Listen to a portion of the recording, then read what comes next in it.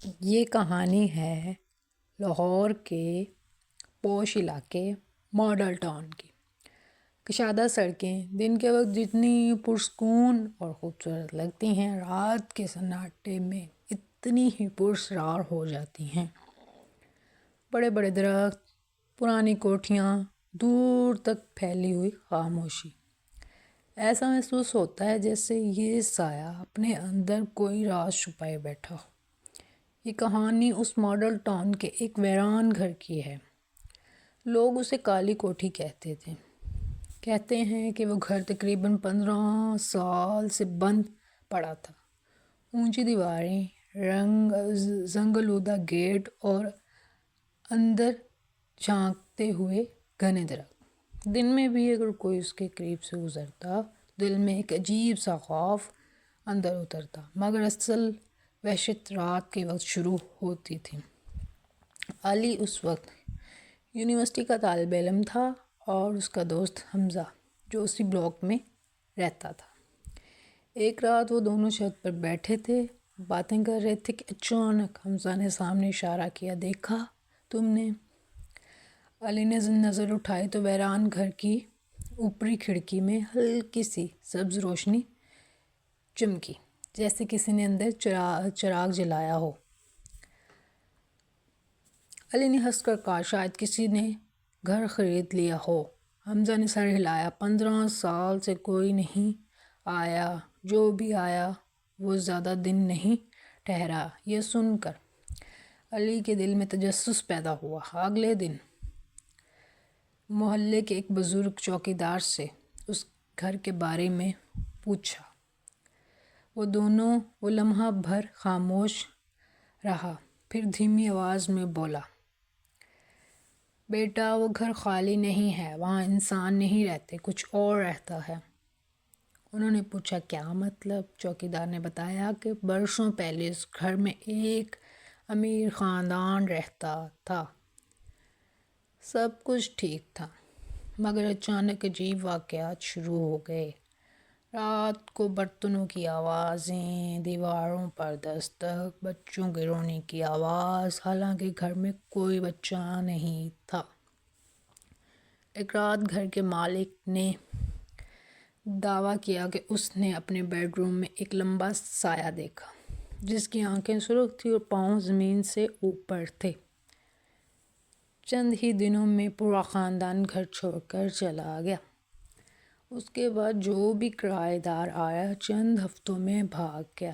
کسی نے کہا وہاں جنات نے رہائش اختیار کر لی ہے۔ وہ دونوں سن کر حیران رہ گئے۔ ان دونوں نے فیصلہ کیا کہ حقیقت معلوم کرنی چاہیے۔ یہ ان کی سب سے بڑی غلطی تھی۔ ایک جمعے کی رات وہ دیوار پھلانگ کر اندر داخل ہو گئے۔ اندر گھاس سوکھی ہوئی تھی، درختوں کی شاخیں کھڑکیوں سے اندر جھانک رہی تھی، ہوا میں نمی اور بوسیدگی تھی۔ دروازہ دھکیل کر کھولا تو ایک زوردار چرچراہٹ ہوئی۔ اندر مکمل اندھیرا تھا۔ ان دونوں نے موبائل کی لائٹ آن کی۔ ڈرائنگ روم کی دیواروں پر عجیب نشان بنے ہوئے تھے، جیسے کسی نے کوئلے سے گول دائرے اور نامعلوم زبان میں الفاظ لکھے ہوں۔ اچانک اوپر والے کمروں سے قدموں کی آواز آئی، ٹھک ٹھک ٹھک۔ وہ دونوں ایک دوسرے کو دیکھنے لگے۔ کوئی ہے اوپر، حمزہ نے سرگوشی کی۔ علی نے ہمت کر کے سیڑھیاں چڑھنی شروع کر دی۔ ہر قدم کے ساتھ آواز تیز ہوتی جا رہی تھی، جیسے کوئی اوپر چل رہا ہو، مگر جیسے ہی وہ اوپر پہنچے وہاں کوئی نہیں تھا، صرف ایک کمرہ کھلا تھا۔ اندر ٹوٹی ہوئی الماری، بکھرا ہوا سامان اور بیچ میں ایک پرانا آئینہ رکھا تھا۔ اچانک آئینے میں علی کو اپنا عکس نظر آیا، مگر اس کے پیچھے کوئی کھڑا تھا، لمبا سیاہ سایہ۔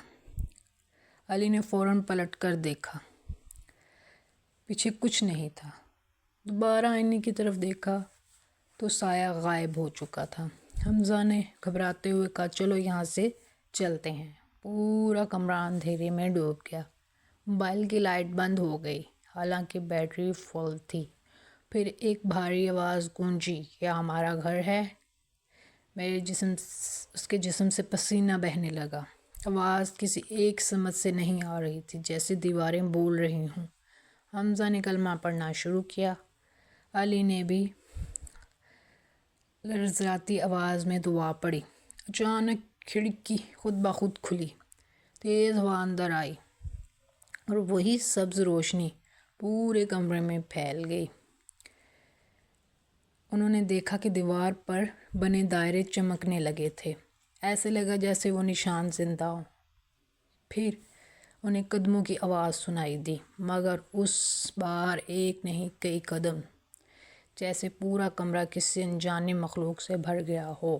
اچانک دروازہ کھل گیا، وہ دونوں بھاگتے ہوئے نیچے آئے، مگر سیڑھیوں پر اترتے ہوئے علی نے صاف دیکھا سامنے ہال میں ایک لمبی سیاہ شکل کھڑی تھی۔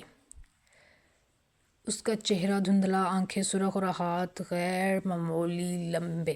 وہ انہیں گھور رہی تھی۔ حمزہ چیخا، مت دیکھو اس کی آنکھوں میں۔ انہوں نے نظریں جھکا کر دروازے کی طرف دوڑ لگائی۔ جیسے ہی باہر نکلے، پیچھے سے ایک زوردار قہقہ گونجا۔ وہ دیوار پھلانگ کر باہر آئے اور سیدھا سڑک پر گر گئے۔ اگلی صبح جب انہوں نے ہمت کر کے دور سے اس گھر کو دیکھا تو اوپری کھڑکی میں پھر وہی سبز روشنی جل رہی تھی، مگر اس بار انہیں صاف نظر آیا۔ کھڑکی میں دو سرخ آنکھیں ان کو گھور رہی تھی۔ انہوں نے اس واقعے کے بعد کبھی اس گھر کے قریب جانے کی کوشش نہیں کی۔ چند ہفتوں بعد خبر ملی کہ وہ گھر دوبارہ فروخت ہو گیا۔ ایک نیا خاندان وہاں منتقل ہونے والا ہے۔ مگر جس رات وہ لوگ سامان لے کر آئے، پورا بلاک کی بجلی اچانک چلی گئی اور ویران گھر کے اندر سے وہی بھاری آوازیں گونجی، یہ گھر کبھی خالی نہیں ہوگا۔ آج بھی اگر ماڈل ٹاؤن کے کسی سنسان سڑک سے گزریں اور کسی پرانی کوٹھی کی کھڑکی میں سبز روشنی جھلملاتی دیکھیں تو یاد رکھیں، کچھ گھر انسان کے لیے نہیں ہوتے، کچھ گھروں میں پہلے ہی کوئی رہتا ہے۔ آپ کو میری سٹوری اچھی لگی ہو تو چینل کو سبسکرائب، لائک اور شیئر ضرور کرنا ہے۔ سنتے رہنا ہے کلین سٹوریز اینڈ فن کو۔ ملتے ہیں نیکسٹ ویڈیو۔